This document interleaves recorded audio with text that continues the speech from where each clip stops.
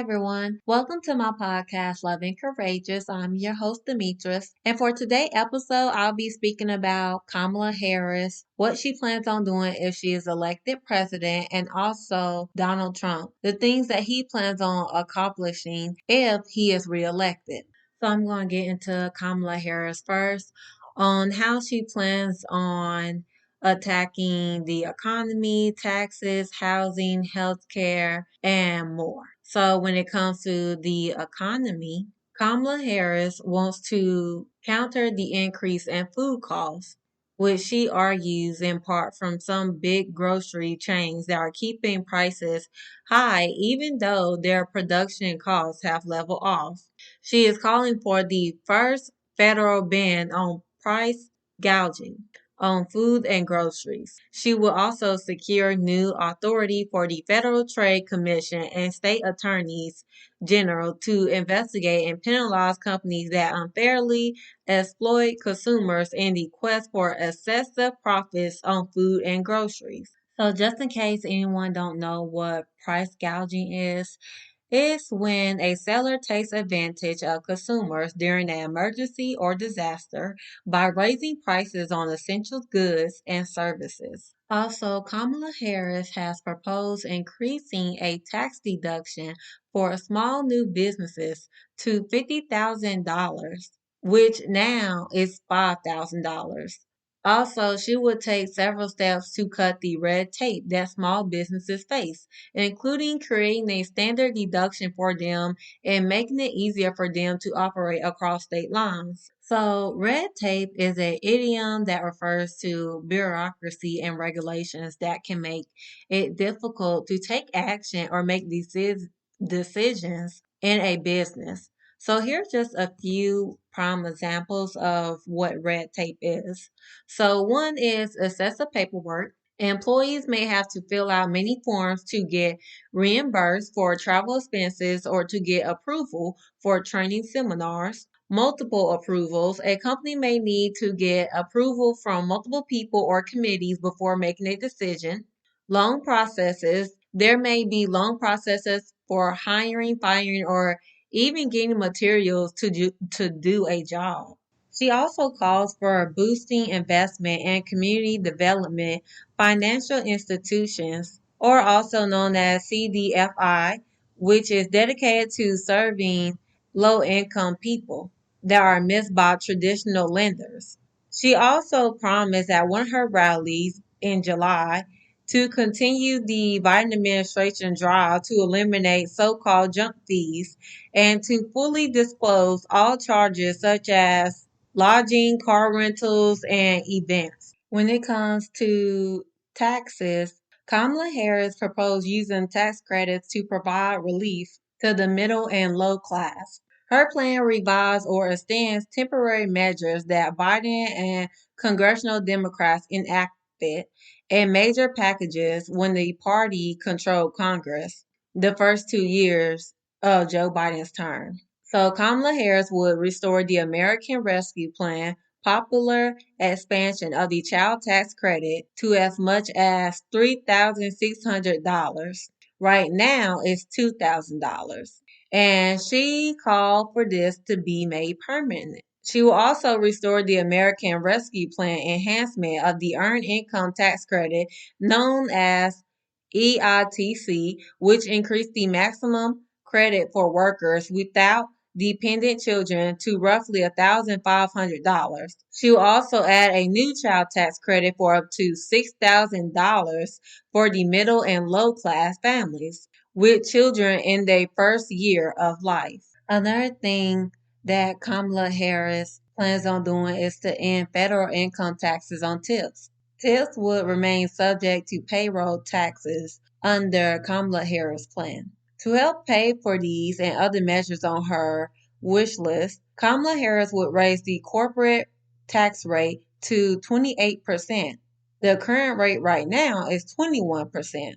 That was set by Donald Trump 2017 Tax Cut and Job Act. Now, raising the corporate tax rate up to 28% would raise about $1 trillion over the next decade, according to the Committee for a Responsible Federal Budget. She also wants to raise the long-term capital gains rate to 28%. The current rate right now is 20% for those earning more than $1 million.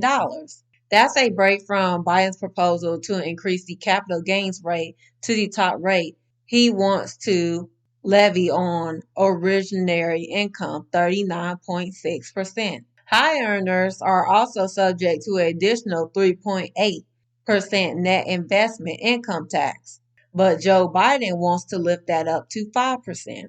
Now, Kamala Harris has said that she supports Biden billionaire minimum income tax proposal, which seeks to ensure that those worth more than $100 million pay a federal income tax rate of at least 25% on their income, including unrealized gains on assets, which are not currently taxed. She also favored in quadrupling the tax on stock buybacks to 4%.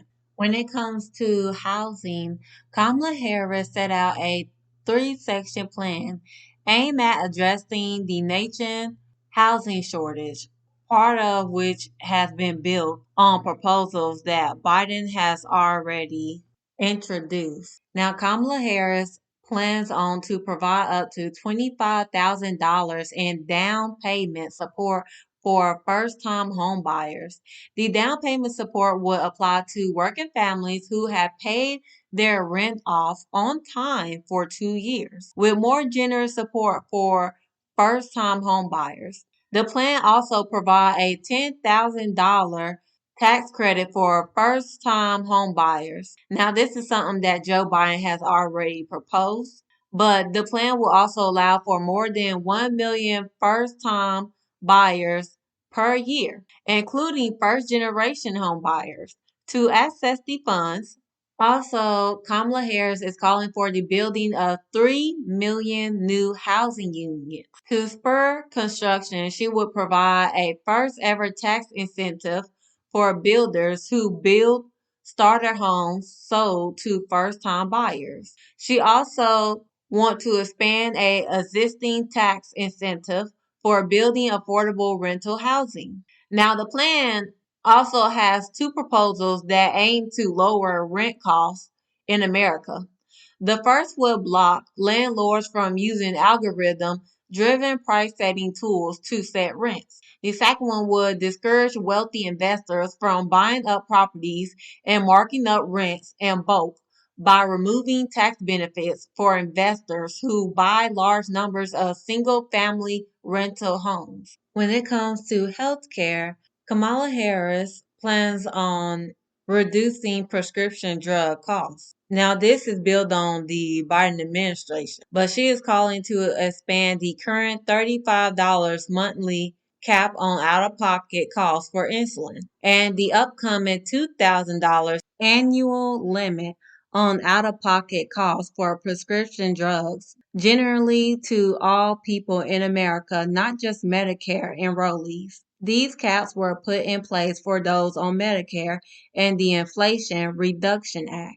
The three major insulin manufacturers in America offer price caps or saving programs that lower the cost of insulin to $35 for a lot of patients, a move Biden pushed for in his State of the Union address. Now, Kamala Harris will also like to accelerate the speed of Medicare's drug price negotiation so that the cost of more medication can come down faster. The Biden administration just announced the results of the first ever round of negotiation, which is expected to result in $6 billion in savings for Medicare and a $1.5 billion reduction in out-of-pocket costs for seniors when the lower prices take effect in 2026. Now, when it comes to consumer debt, Kamala Harris pledged to work with states to cancel medical debt for millions of people in America and help them avoid falling behind on health care bills in the future. States and municipalities have used American Rescue Plan funds to cancel $7 billion of medical debt for up to 3 million people in America.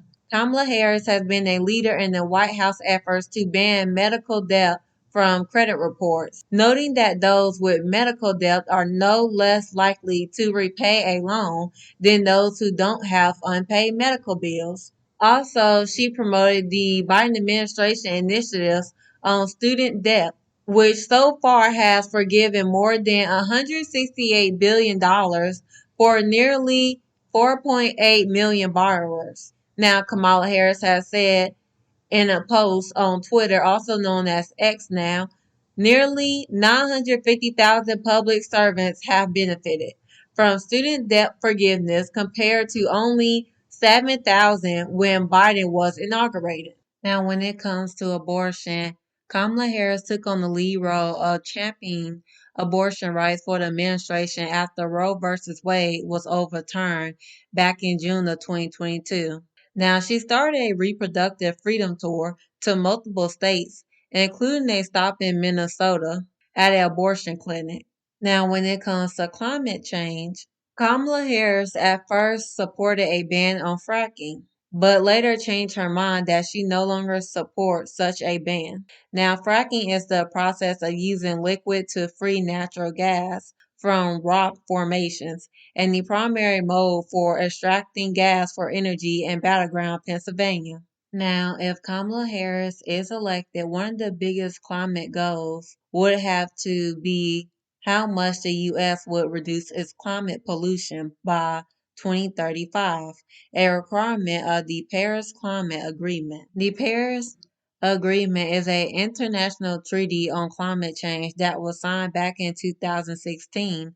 The treaty covers climate change, adaptation, finance, and mitigation. Now, when it comes to Israel and Hamas, Kamala Harris has met up with the Israeli Prime Minister, and after meeting up with him, she gave a forceful and notable speech about the situation in Gaza. She echoed Biden's repeated comments about the ironclad support and unwavering commitment to Israel, as well as the need to get the Israeli hostages back from Hamas captivity. The country has a right to defend itself, while noting how it does so matters. Now, however, when describing the ceasefire deal in the works, she didn't highlight the hostage for prisoner exchange or aid to be let into Gaza.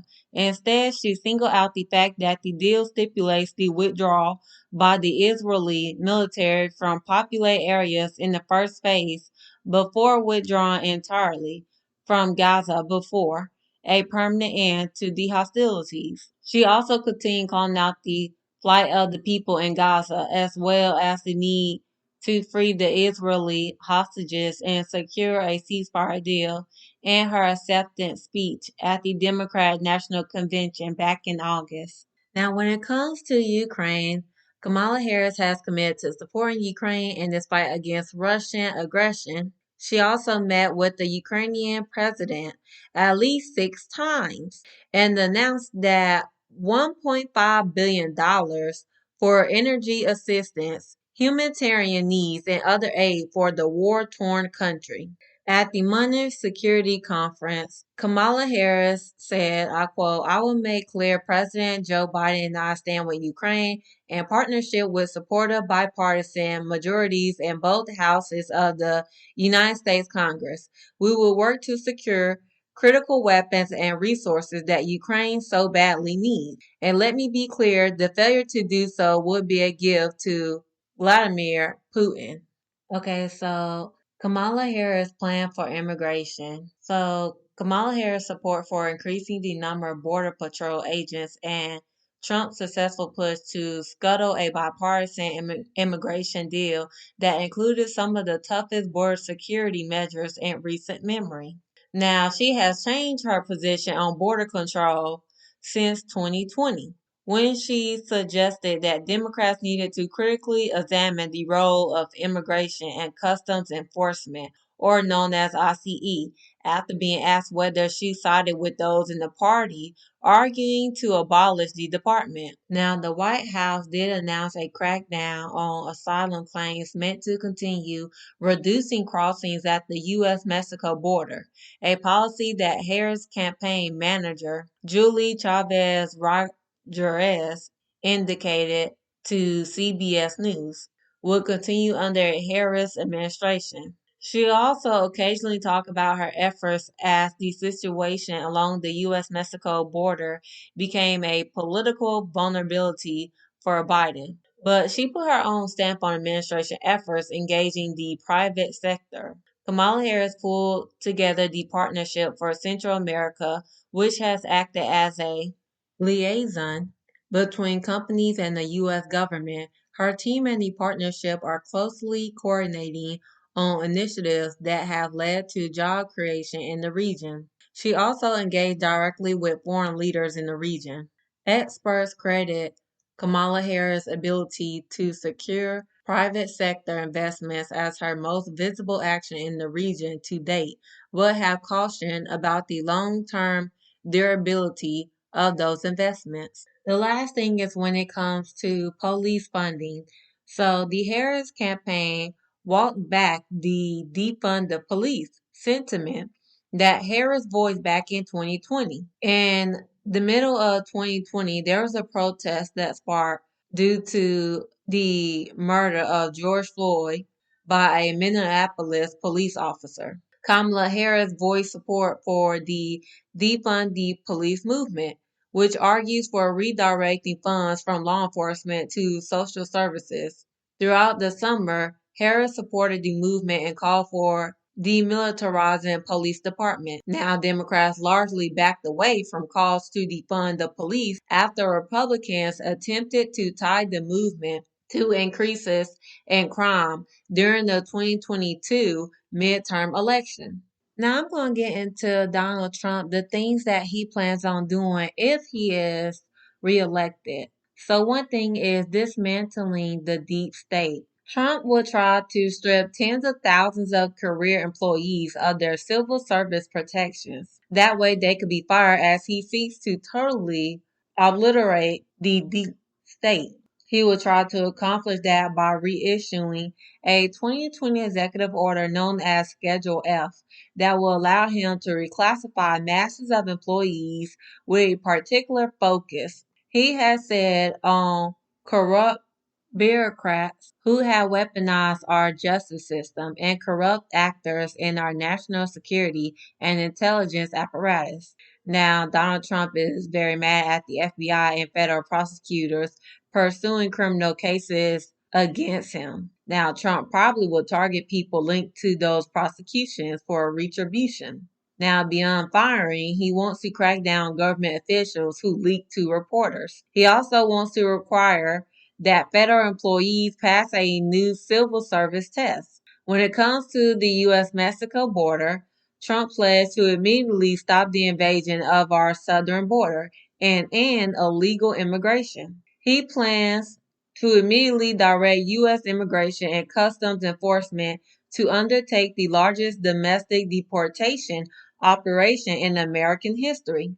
He will target people who are legally living in the United States but harbor jihadist sympathies and revoke the student visas of those who espouse anti-American and anti-Semitic views. In a bid to secure the U.S.-Mexico border, Trump said that he will move thousands of troops currently stationed overseas and shift federal agents, including those at the Drug Enforcement Administration and FBI, to immigration enforcement. He also wants to build more of the border wall.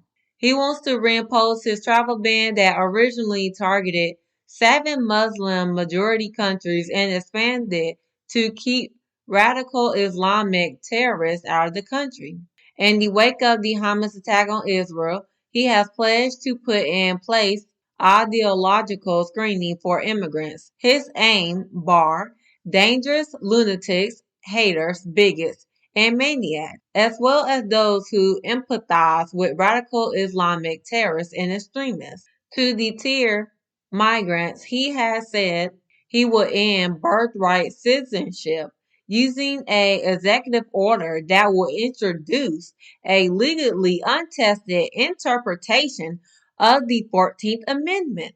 The order would prevent federal agencies from granting automatic citizenship to the children of people who are in the U.S. illegally. It will require that at least one parent be a U.S. citizen or a lawful permanent resident for their children to be eligible for passports, social security numbers, and other benefits. When it comes to trade, Trump says he will institute a system of tariffs of perhaps 10% on most foreign goods. Penalties will increase if trade partners manipulate their currencies or engage in other unfair trading practices. He will urge that Congress pass a Trump Reciprocal Trade Act, giving the president authority to impose a reciprocal tariff on any country that imposes one on the U.S. Now, most of Trump's plan focuses on China.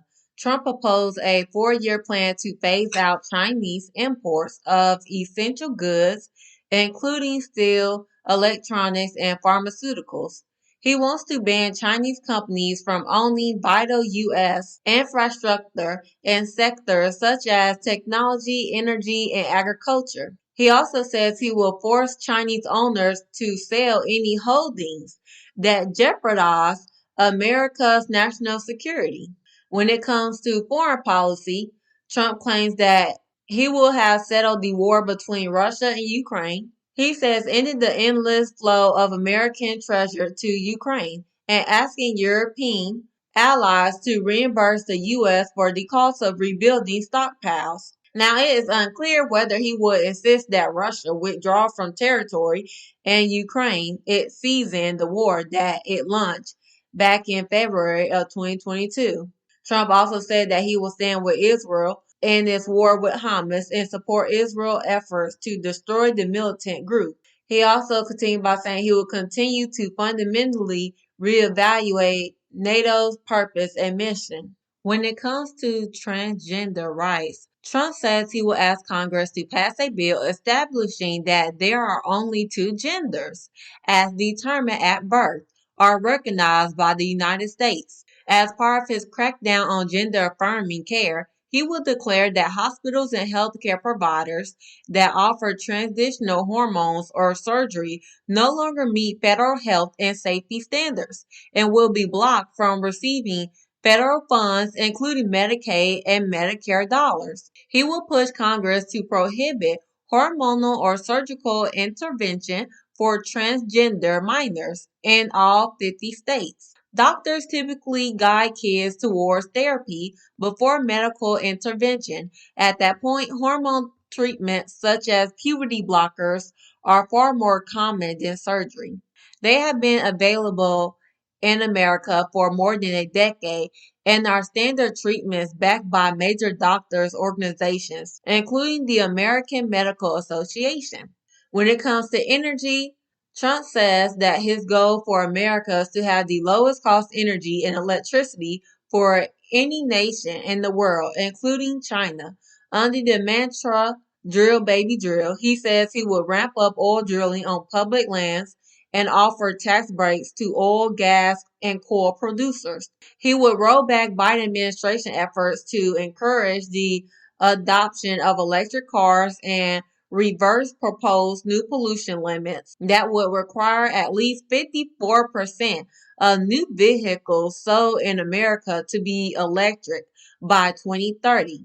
And he says he will exit the Paris Climate Accords and win subsidies and eliminate regulations imposed and proposed by the Biden administration, targeting incandescent light bulbs, dishwashers, gas stoves, and shower heads. When it comes to education, Donald Trump has pledged to terminate the Department of Education. He also wants to exert enormous influence over local school districts and colleges. He will push the federal government to give funding preference to states and school districts that abolish teacher tenure, adopt merit pay to reward good teachers, and allow the direct election of school principals by parents. He said he would cut funding for any school that has a vaccine or mask mandate and will promote prayer in public schools. He also wants a say in school curricula, vowing to fight for a patriotic education. He says that under his administration, schools will teach students to love their country, not to hate their country, like they're taught right now, and will promote the nuclear family, including the roles of mothers and fathers and the things that make men and women different and unique. To protect students, he said he will support school districts that allow trained teachers to carry concealed weapons. He would provide federal funding so schools can hire veterans, retired police officers, and other trained gun owners as armed school guards. When it comes to fighting homelessness, Trump wants to force the homeless off city streets by building tent cities on large open parcels of inexpensive land. At the same time, he said he will work with states to ban urban camping, giving violators the choice between receiving treatment or being arrested. He also wants to bring back large mental institutions to reinstitutionalize those who are severely mentally ill or dangerously deranged. When it comes to public safety, Trump would push to send the National Guard to cities such as Chicago that are struggling with violence. He will use the federal government funding and prosecution authorities to strong arm local governments. He will require local law enforcement agencies that receive Justice Department grants to use controversial policy measures such as stop and frisk as a deterrent. He says local police should be empowered to shoot suspected shoplifters in the act. Very simply, if you rob a store, you can fully expect to be shot as you are leaving that store, he said in a recent speech. He has also called for the death penalty for drug smugglers and those who traffic women and children. He also pledged a federal takeover of the nation's capital, calling Washington a dirty, crime-ridden death trap, unbefitting of the country.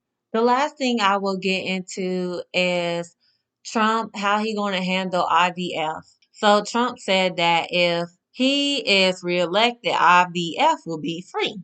His administration will not only protect access and vitro fertilization, but also have either the government or insurance companies cover the cost of the expensive service for all women in America who need it. He said, we are going to be, under the Trump administration, we are going to be paying for that treatment. We're going to be mandating that the insurance company pay. Now, abortion and IVF have been political liabilities for the GOP, and Democrats blasted Republicans over the IVF, saying that GOP led restrictions on abortion could also lead to restrictions on IVF as well. Now, Trump's stance could put him at a little odds with anti-abortion right advocates who oppose certain parts of the IVF process that involve discarding unused embryos. Currently, there are a few people that have insurance plans that cover fertility treatments like IVF,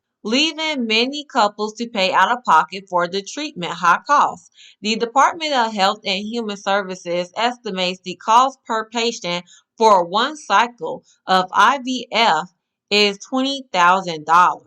The Society for Assisted Reproductive Technology says its member clinics perform 389,933 IVF cycles back in 2022 at a cost of around $20,000 a piece. That will come about to $7.8 billion for just that 1 year. Now, when Trump was asked to clarify whether the government would pay for IVF services or whether it would be the insurance company, Trump reiterated that one option would be to have insurance companies pay under a mandate. So that was all the information that I had, and I'm just gonna give my input on all this. Honestly, I don't think it's that hard to know who is a better candidate, to run this country, because you have people out here that act like they're still confused on who they're going to vote for, and I personally don't think it's that hard. I mean, if you look at Kamala Harris and if you look at Donald Trump, I mean, honestly, it's not that hard. Now, however, one thing I will say about Kamala Harris is that when it comes to Israel and Hamas, I really don't like how I feel like Her and Biden is a little shadowish when it comes to handling that. But I feel like they're so spoken out about the Ukraine. It's just my opinion on how I feel like there's a difference between how they're handling them. And that's the one thing I do not like. I don't agree with that. But honestly, other than that, I mean, honestly, I think Kamala Harris, I think she would do a good job. Now, however, Trump, on the other hand, um, no. So, one thing I think is funny about Trump is that he said that he has no part of the Project 2025 and he don't know anything about it. But I don't know if anybody has read the document of Project 2025, but I did do an episode on it, so make sure you listen to that. But I think it's funny because Trump said he don't have anything to do with it and he don't know what's in it. But it's so funny because he literally listed the things that he want to do if he was to reelect it. Those same things are in Project 2025. I mean, honestly, the guy is a compulsive liar. He clearly don't think anybody was going to catch on to that because the transgender rights about taking away the hormonal prescriptions and surgery and everything, that is in Project 2025. To terminate the Department of Education, that's also in Project 2025. When it comes to um, teaching nuclear families, that is also in 2025, the project. So, teaching people to love the country, not hate it. That is also part of Project 2025. Immigration. That is a big part of Project 2025. I mean, there's a lot of things in there. That has to do with Project 2025 that he mentioned. So it's so crazy that he said that. And literally, a lot of those things were in Project 2025. Now, when he said he planned on making IVF free, which he came out with this recently. But I think he's just saying that so he can win. He don't want to go to prison. I do not think that man is going to do that because I think it's funny that you're banning abortions, but yet you want to give women the access for IVF. That makes no sense whatsoever. But also, honestly, I just I cannot fathom this enough. Like, I just get irritated, like with people that are trying to control other people's life because there are so many things that I just do not agree with what the Republican Party is doing. One, when it comes to transgender rights, he is saying that you are either a male or you are a female when you are born. There is no other option. You cannot be a transgender.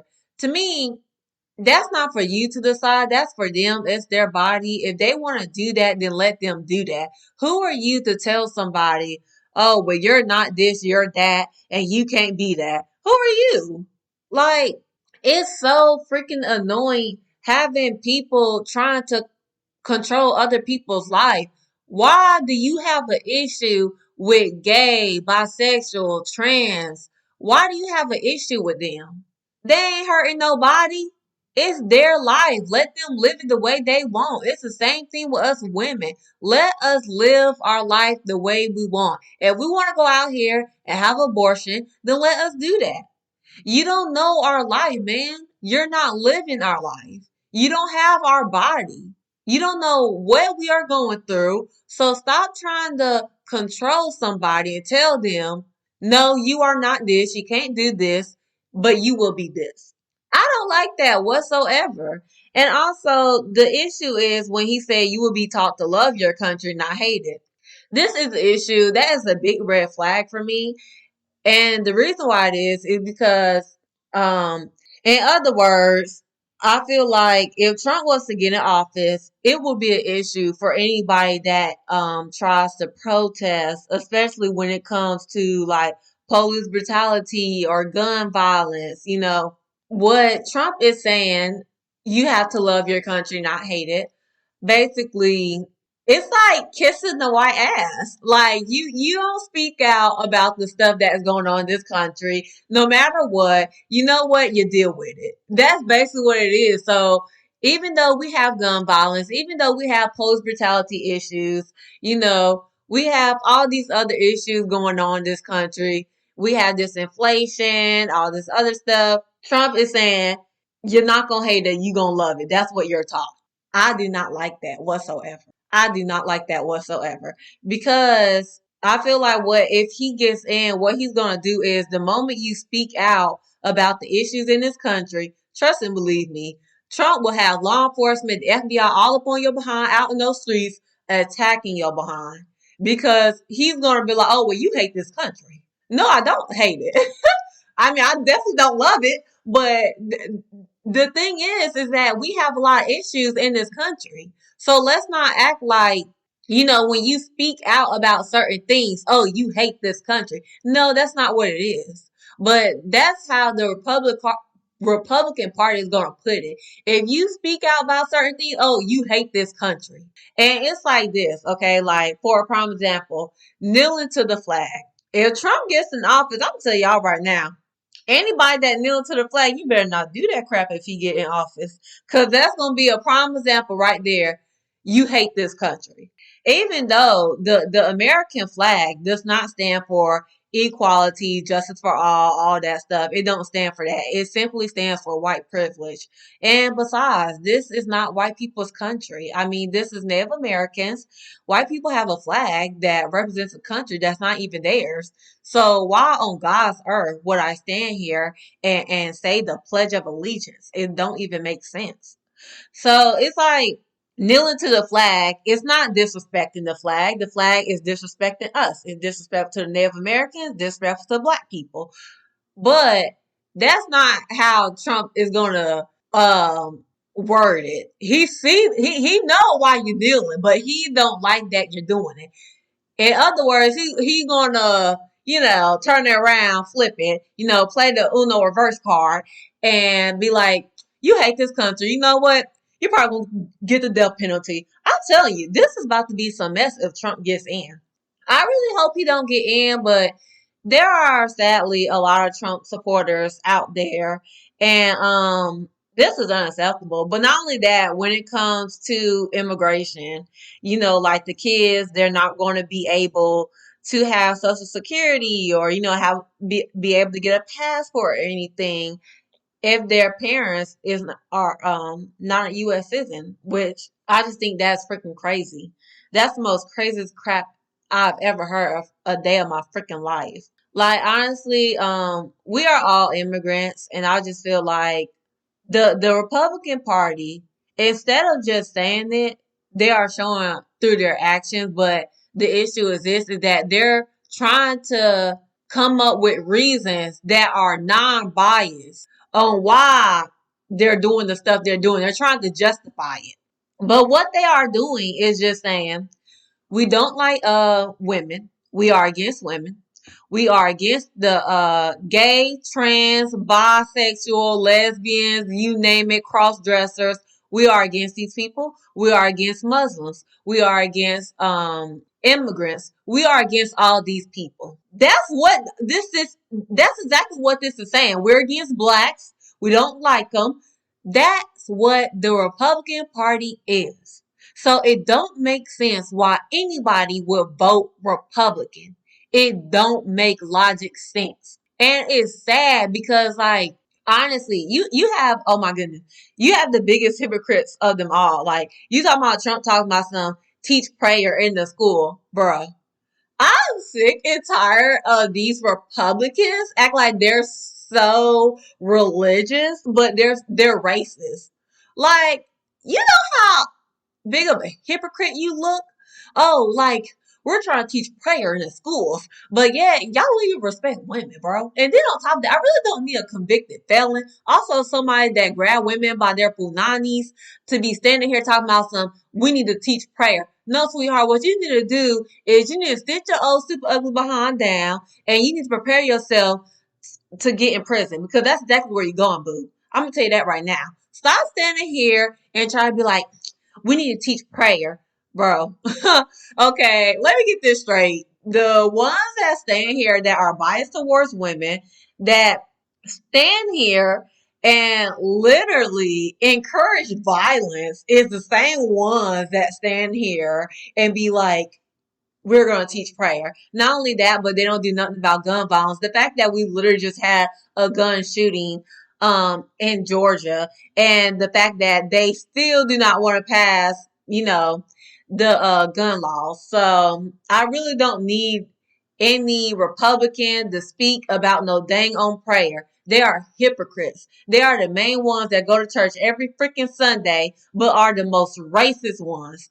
And it pisses me off because a lot of people that are Republicans, they try to act like, oh my goodness, like, I'm American, I'm proud to be American, and they stand up for the flag so much, and they try to act like they believe in unity and justice for all and all this other bull crap. No, the heck y'all don't. Because what y'all vote for on the ballot is hate. That's all it is. So it's like, I am just sick and tired of it.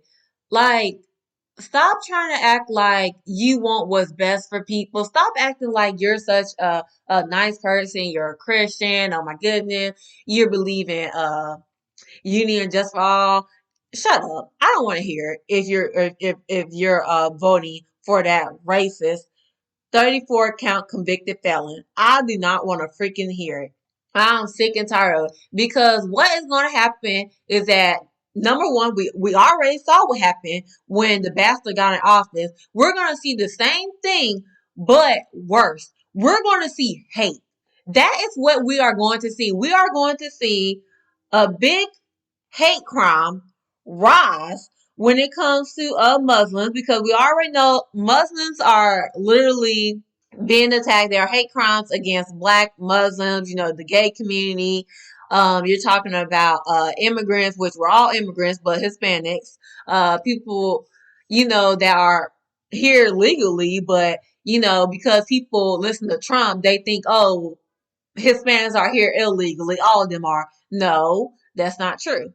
So that is the issue when it comes to this. Like, it's gonna be hate all over again. I mean, there has always been hate in America, always since colonization. Let me do it correct, but it's gonna get freaking worse because the fact that he is trying to ban Muslims from being in America. That Wait a minute, hold up. That ain't right, man. You are putting a stereotype, man, on Muslims. That's what he's doing. All this stuff right here, oh God, is just hate. And it's bad because when these Republicans do these things, when they pass these laws, and when they're saying no immigrants are allowed, and we don't want no Muslims here, and being gay is not acceptable, being transgender is not acceptable, what are you saying? You are saying that, you know what? We don't like you. We don't like you because you're not straight. We don't like you because you're not a Christian. We don't like you because you're not a US citizen. That is not unity. That is not love. That is hate, everyone. That is complete, straight on, a billion freaking percent hate. There ain't nothing else freaking to it. So therefore, everybody needs to come to their senses. You either gonna vote for Kamala Harris or you're gonna vote for hate on the ballot.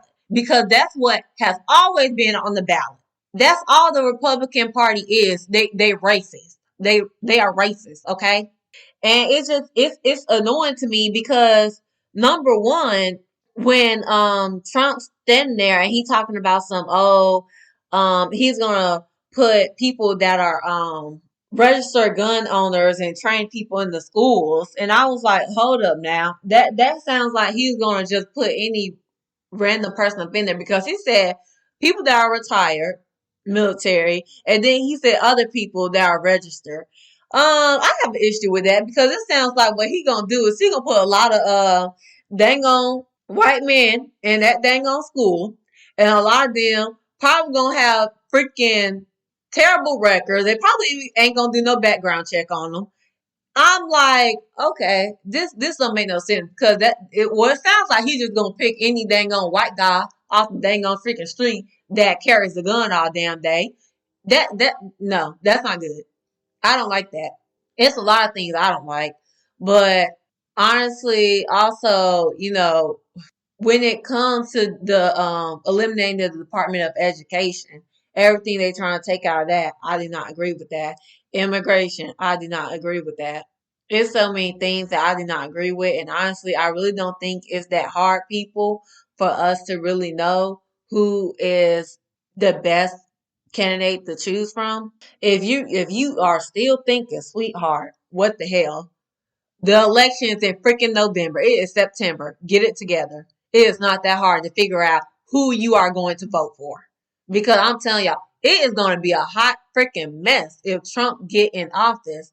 And not only that, but when he said that officers, they can shoot people that are shoplifting. I don't like that. I do not like that at all. Because what he doing is, oh Jesus, this is gonna be a mess. Um, he's giving officers the right to just kill anybody.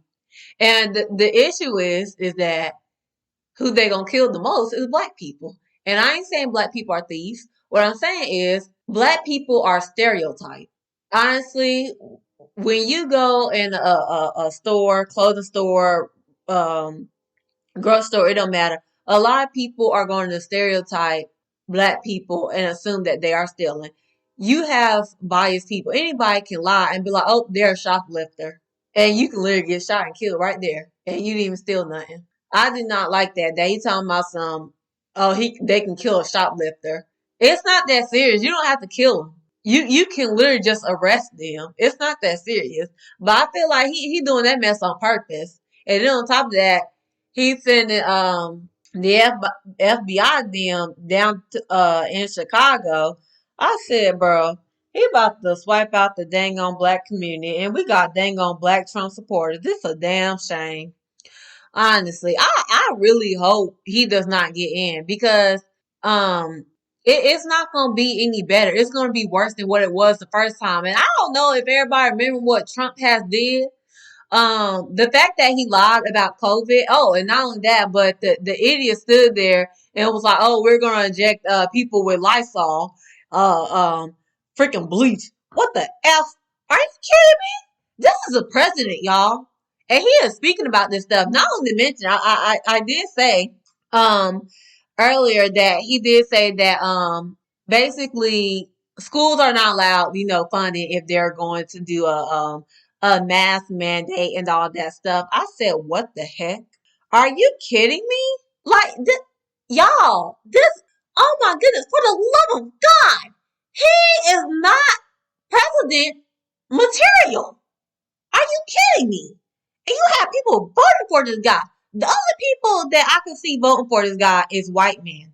That is it. White women shouldn't even be voting for him because he don't even respect women. He don't even like women. But you got white women out there voting for him, and I honestly don't understand. That's just embarrassing. I mean, it's embarrassing to see black people voting for him, but oh my goodness, women? What is worse, black people or just women? I don't know. It's probably equal, but that don't make no dang on sense. You got white women out here voting for him. I honestly, nobody should be voting for Trump unless you are a white male because that's all it is. I'm telling you. But who Jesus, y'all, please, please, please educate yourself. Honestly, please on these two people because this election ain't no joke. Project 2025 ain't no joke. Please do your research. But that is all for my episode. For next week, I will do a part 2 to Project 2025. So thank you everyone for listening to my podcast, and I hope you all have a lovely day.